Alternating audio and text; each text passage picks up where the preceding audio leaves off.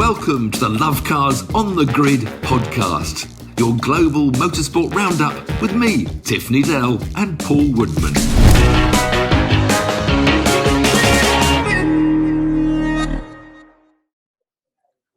Welcome to... Shall I whisper? Why are you whispering?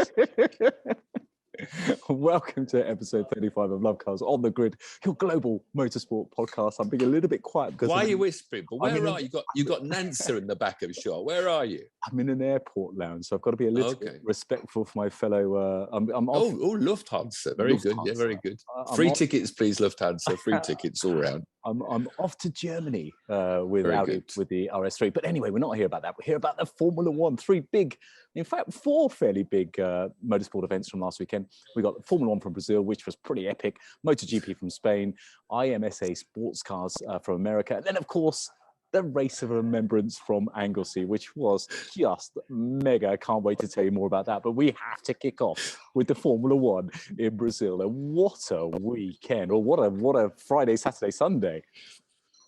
Yeah, I know. Just never-ending controversy with all the penalties going down and wing twisting and dirty words going backwards and forwards, Red Bull implying cheating. Oh dear. And it ended up giving us the most fantastic Grand Prix. You know, it only takes two cars to have a Grand Prix. And there's just so much of it. The sprint race, it's the sprint race. I love them. I'm a purist, but, you know, we had qualifying on the Friday night, a race on the Saturday night, and a race on the Sunday night. So I think for Formula One, and it was a good sprint race, that one, added to the fact that, you know, we had Lewis coming back to the field. Don't let you people wanting reverse grids use that as an argument. That was one person coming from the back. If you turn the whole grid upside down, no. And the last time anybody ever did that was donkeys years ago as well. So it was just an incredible. But the penalty, the Mercedes versus the FIA, that is really heating up. And apparently it's 0.2 of a millimetre. A 0.2. A millimetre is small, but it was 0.2 of a millimetre in one part of the wing. Incredible. I would have thought there was room for some sort of let off, but they've got to draw the line somewhere. The line is there, and they have. I know the line is the line. I know, but it seemed pretty harsh to put it at the back of the grid. They said it was a fault. I would have thought if they could shown that the wing was broken by getting another wing and say, well, look, this is where it's broken. Because I think if things break. Legitimate anyway. No, it was a penalty, but it gave us the greatest Grand Prix we've had for a long time with Max. We'll obviously go on to the Max moment, but nobody's mentioned there was a Max moment, a classic Max moment on the first corner because he pushed Valtteri out wide, and nobody seems to remember that one because of the race. That's only Valtteri. Who cares about that? But he's done it to Lewis twice in the first corner. Imola, wasn't he? Pushed him first or second corner. Monza, he pushed him wide. Max is, in an old-fashioned word, a bit of a dirty driver. And so it came to the clash, which I said, you know, to be honest, I'm fed up with these bloody penalties. They shot themselves in the foot, the FIA, back at the Austrian Grand Prix, when I think it was Perez and someone else. There was a couple of pushing wides, and they gave the 5-second penalties. But to my mind, I argued then that the old days, if you try to go around the outside of someone, you know you're in trouble. If you take that on, you know you're likely to run out of road.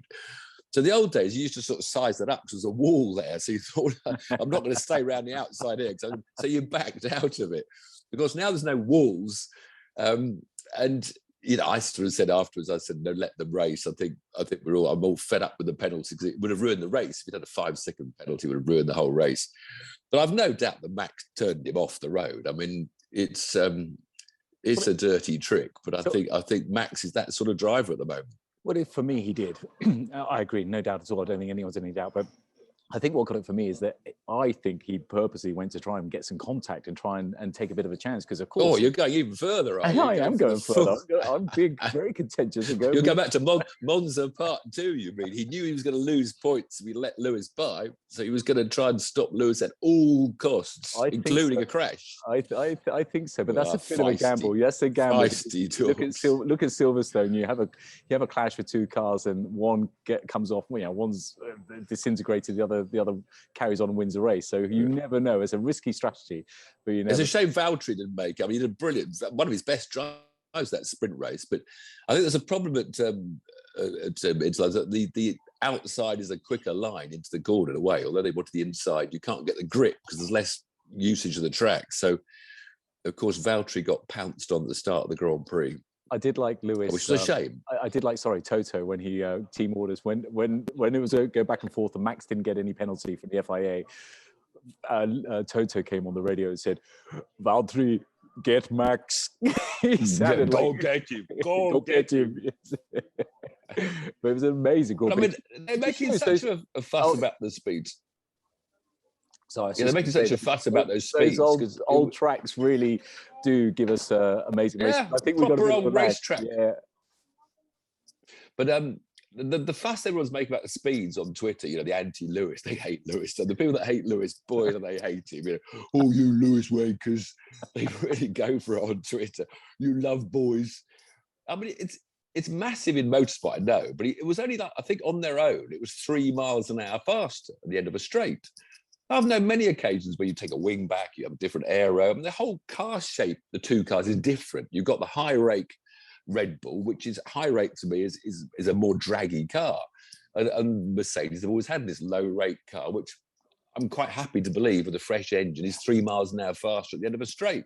But slow around the corners. So it's nothing to do with the cars. All of a sudden they've got a resurgence and Mercedes are back on top. I thought, well, obviously Mercedes have played with ride heights. They changed ride heights by 0.2 of a millimetre. They changed the cars, and obviously they've been on the back foot with Red Bull looking quicker. It looks like Red Bull improved. It's just about improving their cars for the circuits that they match. And Max was quick in the middle section, which was why he was on most laps able to get onto the main straight outside the DRS zone. So that's why the tension was building, because Lewis could never get in within the 1 second before the main straight. So it was I didn't think he was going to do it halfway through. I thought, oh, this is work, because I thought Lewis's tyres would get worn out. He was always on it. Always. Oh no! I was super. I said as soon as he got within, as soon as he got in second place, he's gonna win this race. And sure enough, I didn't like Valtteri catching up with that virtual safety. I think that's a rule that needs to change. I think the pit should be shut. Yeah. When you go to virtual safety, because that, I'd be a bit pissed off if I was Perez that I was overtaken. He had to do 40 miles an hour on the main straight and the same speed as Valtteri in the pit lane. So that was the only glitch that annoyed me as a racing enthusiast, that you could take advantage of those virtual safety cars, which were needed because the track was littered in carbon fibre. But that was a great. I mean, there were other drivers going on. We didn't really notice anything else apart from the battle for the lead. Ferraris trailed in. The only cars not to get lapped apart from was the Ferraris. They stood such a shame they're not on the pace, because we had them mixing in as well. And I don't know quite how the Ferrari are going to get back on the pace. It's a 2-horse race. The others are having their own fights. McLaren, Ferrari, etc. But it really is. I know this. I was just looking at the points there, because the commentators get all excited about the teams championship, which I never give a toss about, to be honest. It's the most irrelevant thing to my life. It's just a driver's championship for me. But, there is this battle. The Mercedes are ahead in that one by 11 points from Red Bull. It looks like McLaren's dream of overtaking Ferrari to be third in the constructors. I don't want a phone call now, do I? Why do I want a phone call? Someone's picked it up. It looks like McLaren's dream of taking third out of Ferrari, the teams, is fading. They're now 31 points behind. They're having a bad time at the McLaren at the moment, backing up and down the grid and knocked off noses and a cracked chassis for Ricciardo. Yeah, but there's big excitement amongst the teams championship, because Alpine and AlphaTauri are now level on points in the battle for fifth. But that doesn't really get me excited. This drivers' championship has come alive. That's the main thing. It's the drivers' title. But it gets them money, and the smaller teams especially. That. Well, I know. Yeah. The difference between to the teams. Yeah, to the teams, it matters massively. Like the battle between Williams and Haas at the back. So it just goes on and on. But the drivers' title has come alive, and that's what really matters. So Lewis Hamilton, greatest of all time. You've been summoned, have you? I don't know. The phone request. I've turned the phone off. I'd interrupted the call. Trying to kill it. I killed it. That was you were saying? This is Mrs. Needell, the far better. That was the boss. Yeah, that was the boss. Half, yeah. So Lewis, the greatest of all time, or what? I want you to win this. That's why I'm keen for him to win this extra title, so he establishes more than Schumacher, and then he can retire, please, and go and change the world. And let's move on, and let's see the youngsters coming through. Let's see the Max versus George versus Lando versus Leclerc battle of the future. Could you see about battle of the future? Hot from the press today, Autocar said Audi are buying McLaren. Now, you're with Audi, aren't you, on this little jolly trip you're having? Can you ask a few press officers in the room, is this true? Audi are buying McLaren, which would put Audi as a shortcut into the Formula One grid by having their engines. Wow. Anyway, so yes, but yeah, Lewis, I mean, yes, there was one Twitter saying, "Oh, how hard is it to press a DRS button to overtake?" But he had to get with it in a second. It's easy to press the button once you got within the second, and that's what Lewis was doing. He's hunting down to get into that DRS, and it was just a fascinating battle. I don't know how they do it. I mean, when it's a million miles an hour. How fit they are. How fit are they? I mean, fit. Yeah, but flat out, 100% effort. It's not just the physical fitness, the mental fitness, and how they all the buttons they got. It's like a mini aeroplane on their steering wheel. All these different modes and buttons. It's just phenomenal, really, incredible. Anyway, a cracking Grand Prix. Yes, Max put him off deliberately, but no, there shouldn't be penalties. We've got to move on a bit and let some racing happen. So Lewis needs to win the next 3 races to get. He doesn't need to. You're going to need to again. He doesn't need to win them all. He would like to, and all his fans would like him to. Good stuff. Of course, the next race at this awful bloody track, Qatar. I mean, the worst track from it's just a never-ending series of corners where there's no spectator facilities unless they brought them in. Then one blinding long straight where the only grandstand is for motorbikes. I don't want to add any grandstands. They put the DRS on that great big long straight. But the chances of staying within a second around 20 stupid fiddly corners so you can get into the DRS, I think is going to be very difficult. So it could be a horrible train of one-line cars. And if it's that type of circuit, surely it's got to be Red Bull's advantage. Well, and that's the straight line speed. If you can get half a second and get on pole and then lead, I think it's going to be very much a first corner lead. It's going to be vitally important. But no, it's a dull, awful track. It's one of those tracks where halfway around and you suddenly walk into the room, you don't know what corner they go round, which leads me to Valencia, Moto GP, which is exactly the same. A horrible circuit. Saw the last round of Moto GP last weekend. Just never-ending corners and one straight past the pits. And as I said, if you come in halfway, kind of like a close-up, you don't know which corner they're in. Moto 3 was the best race again, another fantastic race. They always are. Pedro Acosta, a little Spanish world champion who we all love, and his first pole position, surprisingly, the whole year, hadn't been on pole position. Wow. Home Grand Prix, celebrating his title on pole, in the mix, leading more laps than the others, on to the last lap. Fabulous, frantic, nice. But having taken the lead, got taken out. I mean, apparently Foggia got penalised, but I think it was a fairly normal racing incident in Moto 3. So poor old Acosta was on his bottom. Instead of celebrating with another win at home, he ended up nursing some bruises across the grass. Yeah. Which did it gave a win to Xavier Artigas, another Spanish boy who's never won before. So at least it gave someone else a chance to top the podium.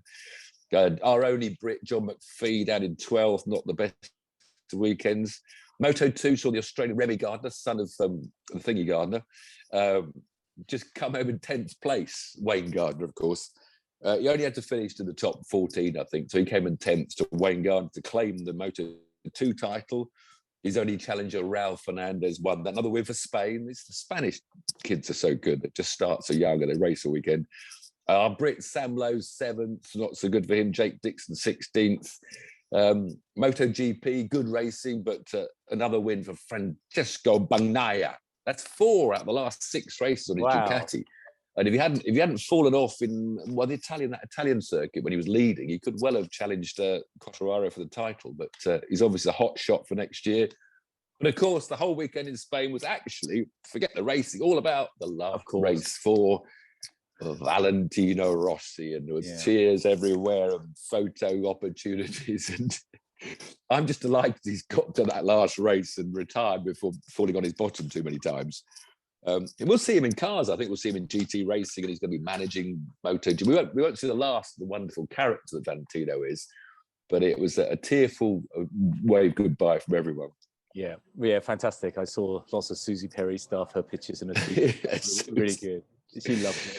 Seriously, probably went through 10 boxes of tissues over the weekend with a lovely Valentino.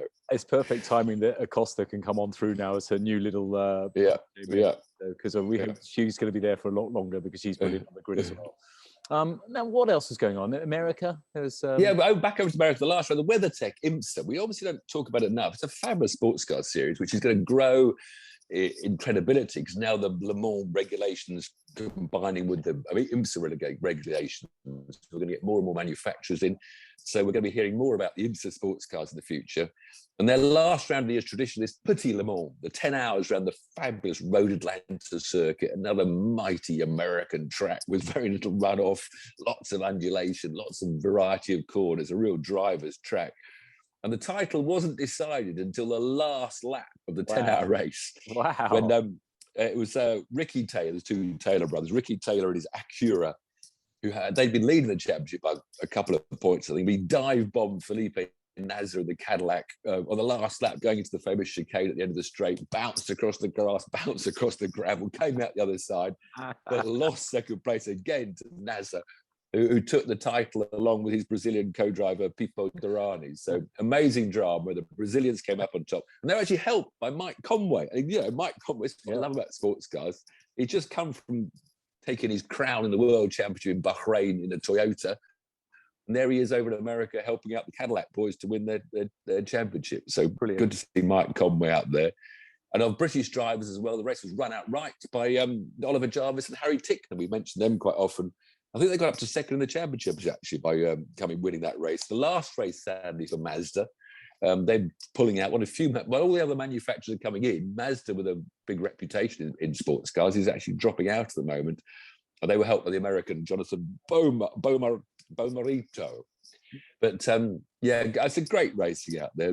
It's fueled as usual in America by lots of pace cars, lots of safety cars, which bunches everywhere back up again. But we're getting used to that, I think, in all forms of motorsport because we have to make sure safety comes first. Fabulous racing. And of course, it ends in the dark as well out in America. It's a 10-hour race that ends in the dark. I was just going to ask that. Which you know all about. Yes, a bit of night racing. They did the Race of Remembrance over the weekend, which was just absolutely fantastic. It was an incredible event. It's for Mission Motorsport. They're a charity that help ex-service people that have been injured in the active duty, and it was amazing. I was so pleased. Caterham put a car in, so we had a little team, and the team essentially was three of us. It was a massive Caterham. I looked at the results. Yeah, but it was a shame. All you Caterhams got beaten. We have to thank Rob Boston Racing with their Lotus Elise S2. It was just so much 384 laps of Anglesey in the 12 hours of racing. Followed her, chased home by 4 Caterham 720s, of which you sadly were the third of the 4, meaning you were 4th again and not got your podium. Will it ever happen, Paul? Paul Woodman is ever going to ever come in my team. Podium. Don't ever come in my team. Well, it was. So how much driving? There's 4 of you in your team. Yeah, it never works. You always think you're going to split it equally, but it never works that way because safety cars and longer stints and whatever. But it was fairly equal in the end. But we all did a little bit at night. And who was in your squad then? Who was in your team? 3 from the academy: Fred Chiddicks, who narrowly missed out on the championship. Joe from Paddle Up.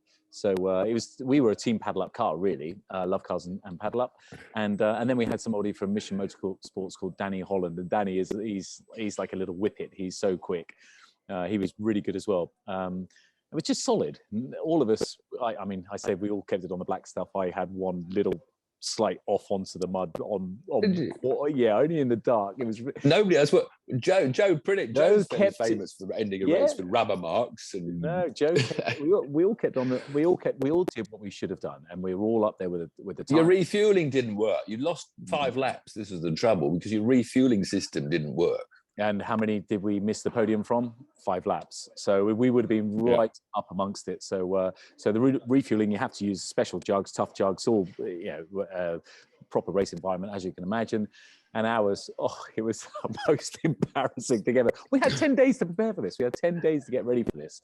And we didn't have any time to do fuel stops. We tried some whilst we're up there practicing, and we thought, crikey, this is a bit slow because you have a 4-minute pit stop window, minimum 4 minutes. So all the other teams are there, they're emptying in 45 seconds, dumping their 25 litres, and then they're waiting, they're counting their driver down. The driver's sitting there relaxing, and they're counting the driver down, saying, okay, you got a minute. There's a minimum time. There's a minimum time. For the minimum time. So what's the minimum time? 4 minutes is the minimum time. You have to stop for 4 minutes anyway. And how long did it take you to get your fuel in? 15 minutes. But you solved the problem later in the race. You found a new way of getting the fuel in. We because everybody was sort of maximising the rules as much as they could, which everyone's entitled to do that. Lots of people had LSDs on their car, for example, lighter flywheels. We just had a bog standard 270. So again, we were still up there, even though we had a bog standard car. But our team manager, who is Trevor Chiddick, Fred's father, just as did it as a favour. He sort of thought outside the box, logical thinking, said, can we use the fuel pump within Anglesey circuit to fill up? And everyone was sort of scratching their head saying, well, it doesn't say anywhere you can't. So we were coming out of the pits into the fuel station within Anglesey, filling up on the pump. And we were just about 4.5 minutes doing that. So we won and lost it within that first fuel stop. We would have been... Sadly, we would have been great experience. You enjoyed your time. A phenomenal experience, and you've got to all for a good. You've got to do it next. What about 55 cars on the grid? But the traffic jam must have been big. Don't give me any of this. It's too cold, too wet, too far. You're coming next year. You know, the biggest respect is for all the C1 drivers, because there was lots of different classes. There were lots of C1s, Minis, Morgans, Lotuses, all sorts of stuff. But the C1 drivers, you're going past them in a Caterham, 120 miles an hour along the top straight, and they're doing maybe 70, 75, and you are literally, it's hair raising, especially in the night time. You just, it's all happens so very quickly. But it was a phenomenal experience. Can't wait for next year. Already spoke to you. Had a dry weekend, didn't you? Which is the change. That's the worst thing if it rains up there and you're in a Caterham. You got soaked. So you had a dry. The whole race was dry. There was little scatters of rain, but none of us got wet at all. And I think that's the key, is that November, North Wales, to get a dry weekend that's probably why we enjoyed it so much. But next year you're definitely there. We're having a team Lovecars, so we'll make sure you're there as well. That's it. So we got 3 weeks. Well done. Thank you. It was very good. And well done to the guys as well. Well done to everybody. Anglesey, Mission Motorsport, Race of Remembrance, and of course all the marshals who are flipping brilliant as well. So amazing event. Next week, Qatar. No, is it next week? Qatar. Yeah, this weekend. Yeah, they're off to this horrendous circuit. I don't know how it's, because nobody's raced there. They've all been simulating. They've been around their simulators. So yeah, let's see that kick off. But I'm very worried about the never-ending turn. Whoever gets into turn 1 first will win. Give me your Tiff Needell prediction. Lewis is going to win again. He's got the momentum. This is it now. We're going forwards. World Rally Championship comes to end at Monza, and we still got this hope that Elfyn Evans, who had lost the championship in this Monza around a year ago when he was leading and he had problems. He had it off, didn't he? In the snow and ice and stuff. He's still got an outside chance. Well, it's not a big outside chance. If he wins the power stage, which gives you an extra 5 points, Ogier would have to finish third at least to still take the title. Good chance. He's got a fighting chance. Yeah.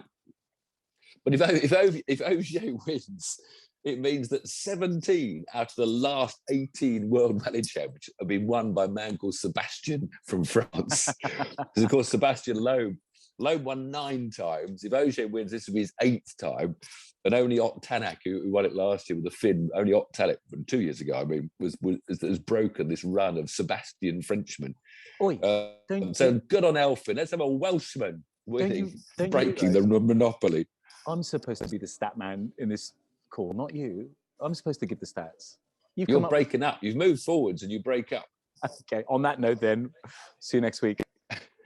British Rally Championship, Ulster as well. Don't forget that one. Matt Edwards versus Ocean Price. So British Rally Championship concludes in the Ulster. So there's plenty of rallying going on. Have a nice flight, Paul. Thank you.